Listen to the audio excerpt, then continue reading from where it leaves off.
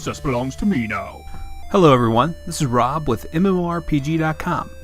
I'm here today to show you a little bit about the upcoming addition to Guild Wars 2 with their next patch. I want to warn you, there's some major spoilers in this video.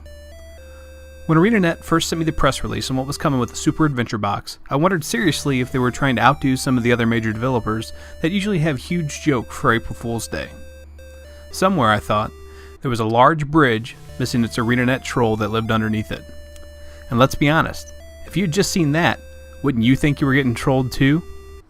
Turns out we weren't. Super Adventure Box is an homage to all the great console games that were made back in the 80s and 90s, such as Super Mario Bros., The Legend of Zelda, Metroid. Man, Nintendo used to make some kick-ass games.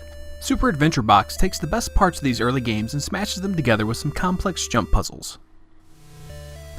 You can attack creatures such as snakes, less dangerous creatures such as bunnies. Potato! At this point, you were probably asking yourself, what is up with all these fingers and clouds?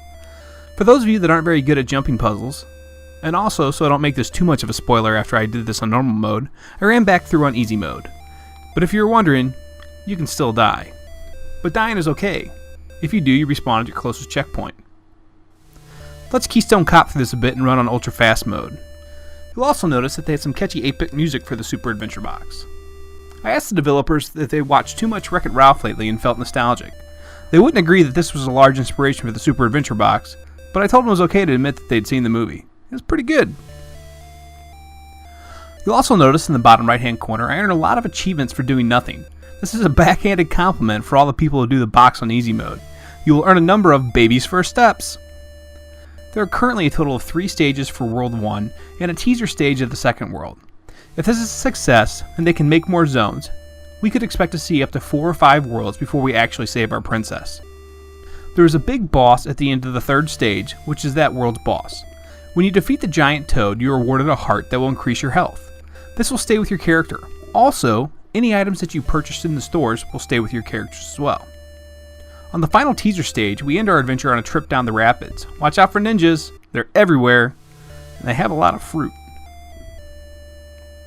The game is filled with quips and one-liners, and you'll have to read the translations to understand. You can destroy the merchant shop if you choose, and he'll politely respond to you and a lot of times thank you for doing what you've done. But I'll leave you to read what the rest of the things he says are. However, there's a bonus level that requires you to destroy an apple cart, only to be chastised that the owner had 6 more payments before he owned it outright. Thanks for watching, and make sure to continue to check out MMORPG.com for all your latest Guild Wars 2 and MMO news.